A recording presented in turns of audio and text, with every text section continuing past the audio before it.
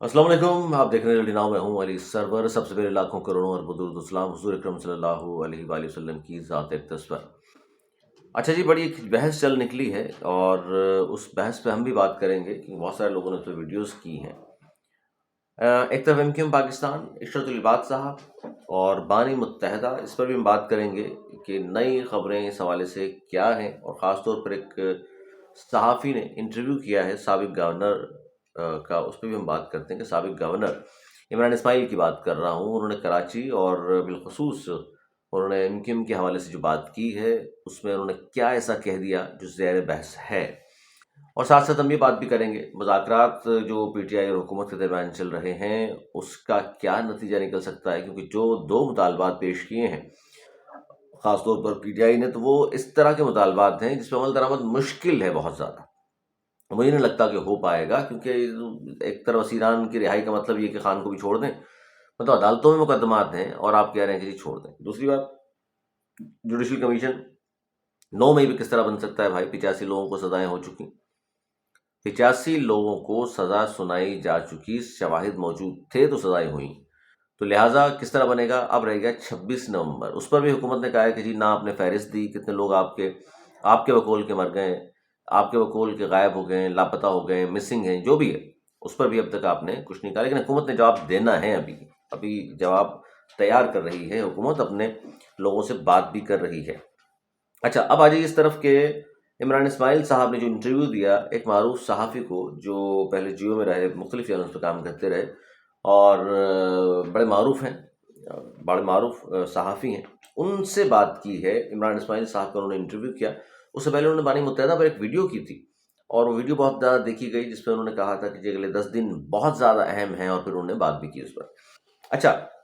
इमरान इस्माइल साहब का इंटरव्यू आप ये देखिए कि हम जो भी सहाफ़ी हैं जब हम बात करते हैं उनसे, तो वो आगे से क्या जवाब देते हैं। उन्होंने इमरान इस्माइल साहब का इंटरव्यू किया। इमरान इस्माइल साहब का इंटरव्यू तवील इंटरव्यू था, जिस 2 हिस्सों में उन्होंने डाला उसको। एक इंटरव्यू के थंबनेल पे उन्होंने जिसमें ज़िक्र किया था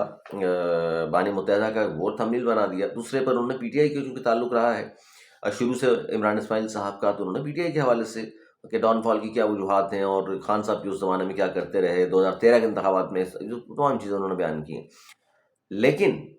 जो जिसमें पीटीआई का खाली ज़िक्र है या उनकी इमरान खान की सियासत का ज़िक्र है, वो इंटरव्यू डाला उन्होंने, तो वो देखा है कोई 3 साढ़े 3 हज़ार लोगों ने। और दूसरा थंबनेल जो डाला उन्होंने उसी इंटरव्यू का, जिसमें उन्होंने बानी मुत्तहदा के हवाले से बात की, वो 45-50 हज़ार लोगों ने देख लिया। तो फिर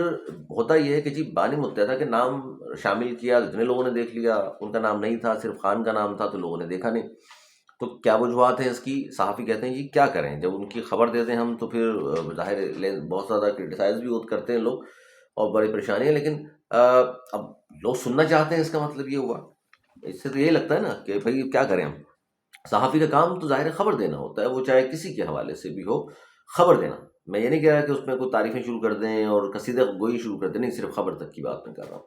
इमरान इस्माइल साहब ने जो इंटरव्यू दिया, उन्होंने ये कहा कि देखिए जी, जब उनसे सवाल किया गया कि शहर में बैनर्स लग रहे हैं बानी मुत्तहदा के, पोस्टर आवेज़ा किए जा रहे हैं, दीवारों पे चॉकिंग हो रही है, यादगार शुहदा पे लोग जा रहे हैं, अज़ीज़ाबाद के इर्द-गिर्द लोग इकट्ठे हो रहे हैं, तो ये क्या हो रहा है? तो उन्होंने कहा कि जी देखिए, एक तो ये जो जितने भी लोग हैं ये दोबारा एकदम एक्टिव हुए हैं। तो इमरान इस्माइल साहब कह रहे हैं मैंने पिछले 10-15 दिन की बानी मुत्तहदा के ट्वीट्स भी देखे, उनके वीडियोस भी देखी, सारी सूरत हाल को कोशिश की मैंने कि मैं पता करूं कि हो क्या रहा है ये। तो उस पे उन्होंने ये कहा कि देखिए जी, बानी मुत्तहदा के लिए एक तो कराची में स्पेस मौजूद है, अपनी जगह मौजूद है। अगर बानी मुत्तहदा को आज भी इजाज़त मिले इलेक्शन लड़ने की और यहाँ फ्री काम करने की, तो फिर बहुत फ़र्क पड़ जाएगा। ये इमरान इस्माइल जो नाक़दीनों में से शामिल हैं, ज़ाहिर पीटीआई से बनती नहीं थी एक ज़माने में, तो आजकल तो खैर और कहानी है। तो ये उन्होंने कहा, जिस पर बहुत ज़्यादा लोग बात कर रहे हैं। फिर उन्होंने ये कहा कि एक बात वाज़ेह है कि बानी एमक्यूएम को स्पेस दी जाएगी या दी जा रही है, उनको ये लगता है। उनको ये लगता है कि बानी मुत्तहदा को स्पेस दी जा रही है या दी जाएगी। ये इमरान इस्माइल साहब के अल्फाज हैं। और फिर टसूरी साहब पे उन्होंने तनकीद की कि टसूरी साहब एक गवर्नर थे हमारे जो बजाते बहुत अच्छा थे गिटार। उन्होंने कहा जो अपने बारे में कहा कि मैं गाता बहुत अच्छा हूँ, लेकिन फिर आगे जाके उन्होंने तंज़-ओ-मिज़ाह के हवाले से ये कहा कि जी टसूरी साहब को तो ना गाना आता है ना बजाना आता है। تو یہ انہوں نے تنقید بھی کی اس پر، اور اب پھر اپنی تعریفیں بھی انہوں نے کی، میں تو گورنر تھا تو میں یہ کیا اور میں نے وہ کیا۔ اب مسئلہ یہ ہے کہ صحافی بات کر رہے ہیں بانی متحدہ پہ جو 50,000، عمران خان پہ کراچی سے کوئی بات کر رہا ہے تو 3,000، تو یہ فرق کہ اب کیا کرے کوئی صحافی، خبر تو دینی ہوتی ہے صحافی نے۔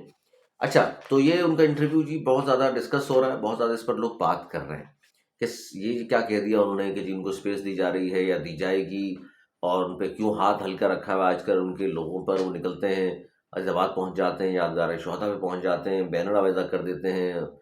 پوسٹر لگا دیتے ہیں۔ اچھا، اس سے بھی ایک بڑی اہم چیز کہ اب آج سے دیواروں پہ کسی نے ان کے بارے میں نعرے لکھے ان کے حوالے سے ان کے لوگوں نے، تو ان کو حراست میں لیا جائے گا، پکڑا جائے گا۔ یہ فیصلہ کیا گیا ہے میئر کراچی نے۔ خیر ویسے تو وہ فیصلہ اوورال ہے کہ جی کوئی بھی اب ظاہر ہے نہ لکھے، دیواروں پر نعرے بازیاں نہ کرے، دیواروں کو کالی نہ کرے، اور میئر صاحب نے آئی جی صاحب کو کہا تھا، اور پھر وہاں سے بھی ایکشن لے لیا گیا ہے کہ اب کوئی بھی شخص ہمیں اس طرح ملا کہ دیواریں کالی کر رہا ہے، نعرے لکھ رہا ہے، وہ بانی متحدہ کے ہوں یا کچھ اور لکھتا ہو، وہ اب ظاہر پکڑا جائے گا اور اس کے خلاف کارروائی ہوگی۔ اچھا، ایک انٹرویو دیا خالد مقبول صدیقی صاحب نے، اور انہوں نے یہ کہا کہ جی 2022 سے پہلے والی MQM جو کام نہیں کر سکی وہ ہم نے کیے ہیں، وہ کام ہم نے کروا لیے ہیں۔ اب ظاہر ہے بہت سارے لوگ پوچھ رہے ہیں جی کیا ایسے کام ہیں 2022 سے پہلے والی MQM نہیں کر سکی تھی جو آپ نے کروا لیے ہیں؟ اور انہوں نے یہ بھی کہا کہ جی MQM نے اب اس جو نون لیگ کے ساتھ آج ہم بیٹھے ہوئے ہیں، تو ہم نے 2 وزارتوں کی لسٹ دی تھی، اور MQM کے حوالے سے جب ان سے پوچھا گیا، مشرف القرآن صاحب نے کہا کہ MQM خراب کب ہوئی، MQM میں بگاڑ کب آیا، تو انہوں نے کہا کہ جی مشرف دور میں جو ہے MQM خراب ہوئی ہے۔ اور پھر ظاہر انہوں نے 2-3 باتیں بڑی اہم کی، اور وہ بڑے سنجیدہ باتیں، خاص طور پر انہوں نے کہا دیکھیے سندھ میں سندھ سیکریٹریٹ کی جو بلڈنگ ہے، اب اس میں اتنے زیادہ انہوں نے سندھی بولنے والے بھرتی کر لیے کہ اب اس کا نام سندھی سیکریٹریٹ ہونا چاہیے، اور سندھ پولیس میں بھی اتنے زیادہ بھرتی کر لیے ہیں میرٹ کے خلاف کہ وہ سندھ پولیس کے بجائے سندھی پولیس اس کا نام رکھنا چاہیے۔ یہ انہوں نے جو بات کی، اب ظاہر ہے اس پہ بہت سارے لوگ کہتے ہیں جی بات تو بالکل ٹھیک کر رہے ہیں، کیونکہ اب کوٹا سسٹم پر بھی کوٹا لگا دیا ہے آپ نے، اب تو یہاں کے لوگ بھرتی نہیں ہوتے اور سارے آپ وہاں سے لا کر بھرتی کرا رہے ہیں، تو پھر تو سندھ سیکریٹریٹ کے بجائے سندھی سیکریٹریٹ نام رکھ لیں، اور سندھ پولیس کے بجائے سندھی پولیس رکھ لیں۔ یہ خالد مقبول صدیقی صاحب نے کہا۔ ایک انٹرویو دیا سلیم صافی کو محترم سید مصطفیٰ کمال صاحب نے، انہوں نے بہت ساری فکر انگیز باتیں کی، اور 2-3 بڑے اہم انکشافات کہہ لیجیے یا یہ کہہ لیجیے کہ انہوں نے تسلیم کیا اس بات کو جو بہت زیادہ لوگ بات کرتے ہیں۔ انہوں نے کہا کہ جی نون لیگ نے ہمیں فور گرانٹیڈ لیا ہے، یعنی ان سے مراد MQM،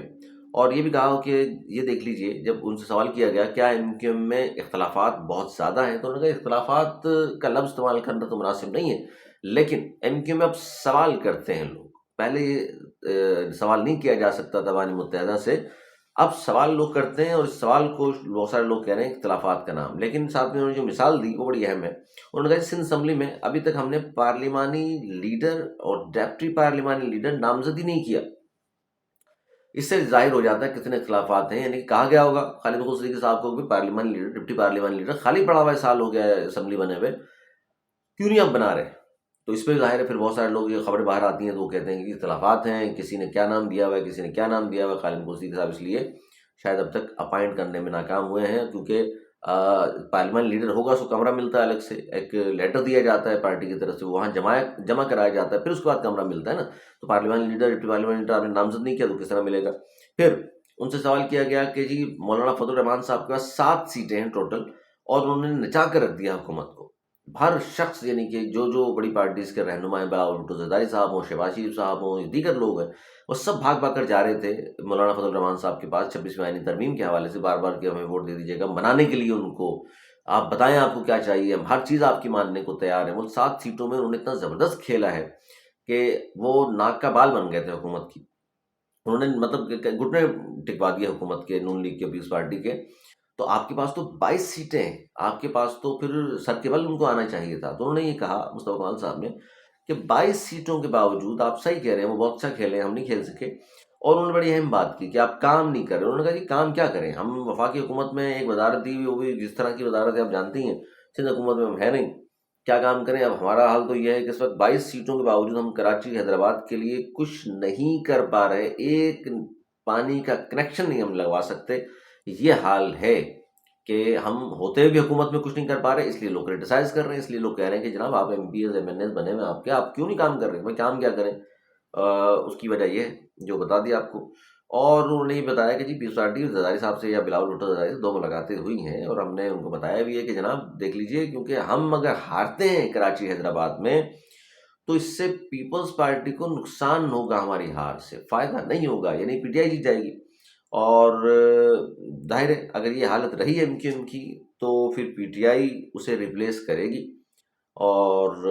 اس لیے وہ کہہ رہے ہیں ایم کیو ایم کی سب کو مدد کرنی چاہیے۔ اچھا، میں جو بات کر رہا تھا آپ سے کہ جو عمران اسماعیل کی بات پہ واپس ہم آ جاتے ہیں، وہ کہہ رہے ہیں کہ ان کو شاید اسپیس مل رہی ہے یا مل جائے گی، ان کو یہ لگتا ہے عمران اسماعیل کو مانی متحدہ کے حوالے سے۔ تو اس میں بڑی اہم چیز جو ہے نا وہ پی ٹی آئی ہے۔ اگر پی ٹی آئی کو ریپلیس کرنا ہے کراچی میں، یا پی ٹی آئی کو آگے نئی ووٹ ملیں، تو اس کے لیے کیا کیا جائے؟ اسے ایم کیو ایم یا ایم کیو ایم تو پی ٹی آئی کا مقابلہ نہیں کر سکے گی، تو لہٰذا اس پہ انہوں نے کہا فہیم صدیقی نے اور عمران اسماعیل صاحب نے کہ جی دیکھیے پی ٹی آئی کا اگر کوئی مقابلہ ہو سکتا ہے تو بانی متحدہ اگر ہوں گے تو مقابلہ ہو سکے گا۔ اور پھر مصطفیٰ کمال صاحب نے جو کہا کیونکہ ہم کام ہی نہیں کر پا رہے، عوام کو ڈلیور نہیں کر پائیں گے، تو پھر ووٹ بینک کیسے اضافہ ہوگا ہمارے، اب لوگ کیوں ہمیں ووٹ دیں گے؟ تو یہ وہ چیزیں ہیں جس پر بہت زیادہ آج کل لوگ بات کر رہے ہیں۔ اور جو میں نے ایک ویڈیو کی تھی آپ کو یاد ہوگا، اور اب دیکھیں اجازت ملتی ہے نہیں ملتی تو بات کی بات ہے، اس پہ بھی میں نے بتایا تھا کہ ایک صحافی نے کیا دعویٰ کیا کہ اجازت نہیں ملے گی، عمران اسماعیل صاحب کہہ رہے ہیں کہ ان کو لگ رہا ہے مل جائے گی، اب یہ تو اللہ بہتر جانتا ہے۔ لیکن سارم جو بچہ تھا اس کی میں نے اپنی ویڈیو کی تھی، اس میں کہا بھی تھا اس کی لاش ملی، اور جس طرح ظاہر ماں باپ فرد جذبات میں کیا کیا ظاہر بولا انہوں نے، لیکن پوسٹ مارٹم رپورٹ جو آئی ہے اس میں اگلی ویڈیو کروں گا انشاءاللہ، اس میں بات تفصیل سے کریں گے۔ پوسٹ مارٹم رپورٹ میں صاف بتا دیا ہے کہ بچے کے ساتھ کیا کچھ ہوا ہے، اور اس کو مار کر باقاعدہ ٹینکی میں ڈالا گیا ہے، اس سے پہلے ظاہر چوٹوں کے نشانات بھی ہیں، بہت کچھ ہے اس پوسٹ مارٹم رپورٹ میں۔ اور آج بھی ایک بچہ شہر قائد سے اغوا ہوا ہے۔ تو یہ وہ تمام چیزیں جس پر حکومت کو ضرور دیکھنا چاہیے، پولیس کو ایکٹیو ہونا چاہیے۔ مطلب پھر آفاق احمد صاحب کی وہ بات یاد آتی ہے کہ جی بانی متحدہ کے حوالے سے جو ساتھی مظلوموں کا ساتھی جو نغمہ ہے وہ سن رہا ہے کوئی تنہائی میں بھی کہیں جا کے پکنک پہ، تو ان لوگوں کو ڈھونڈ کر نکال کر آپ پکڑ سکتی ہے پولیس۔ تو پھر یہ جو قاتل ہیں جو روز بچوں کو اغوا کر رہے ہیں، مار رہے ہیں، جو موبائل چھین رہے ہیں، سنیچرز ہیں، جن کی ویڈیوز موجود ہیں، جن کے چہرے نمایاں موجود ہوتے ہیں، یہ کیوں نہیں پکڑے جاتے؟ پھر ان کو آپ پکڑ لیتے ہیں، ان کو نہیں پکڑ سکتی پولیس، یہ کیا وجوہات ہے؟ تو اس پہ بھی غور و فکر ہونا چاہیے، اور خدا را کراچی پولیس کو اور سندھ گورنمنٹ کو دیکھنا چاہیے لوگ کتنے پریشان حال ہیں، اور کراچی کے جو مسائل ہیں ان کو حل کرنے کے لیے کوئی اس طرح کی مثبت کوششیں ہونی چاہیے جو لوگوں کو نظر بھی آئے کہ جی یہ کام اچھا ہو رہا ہے۔ پانی کے حوالے سے کچھ کام نہیں ہو رہا، کچرے کے حوالے سے کچھ کام نہیں ہو رہا، سڑکیں ٹوٹی پھوٹی ہیں، پتہ نہیں کب بنیں گی، کوئی میئر صاحب بھی جواب دینا، میئر صاحب سے بات کریں تو وہ کوئی تنقید کے علاوہ کچھ کرتے نہیں، وہ ایم کیو ایم پہ تنقید کروا لیں ان سے، یا پی ٹی آئی پہ تنقید کرا لیں ان سے، یا جماعت اسلامی پہ تنقید کروا لیں۔ بھائی کام سے منہ بند کیجیے، آپ کام سے، کام بولنا چاہیے آپ کا، آپ نہ بولیں، آپ کا کام بولنا چاہیے کہ دیکھیں جی سڑکیں دیکھ لیجیے، کچرے کا نظام دیکھ لیجیے، فلاں فلاں فلاں فلاں دیکھ لیجیے، پارکوں کا ہم نے کیا زبردست بنا دیا ہے۔ ان تمام چیزوں میں ظاہر ہے میئر کا بڑا کردار ہے۔ میئر تو یہ بھی نہیں کہہ سکتے میرے پاس اختیارات نہیں ہیں، وسائل نہیں ہیں، آپ کی اپنی حکومت ہے، پیپلز پارٹی کی چوتھی مسلسل حکومت ہے سندھ میں، اور آپ میئر بن گئے ہو، چلیں جی ایم کیو ایم کے بائیکاٹ سے بنے ہوں یا جیسے ہی بنے ہیں آپ، لیکن میئر تو بن گئے نا، تو اب ڈیلیور کیجیے اور لوگوں کی منہ بند کیجیے۔ اپنا بہت خیال رکھیے گا، مجھے اجازت، بولنے کے بعد۔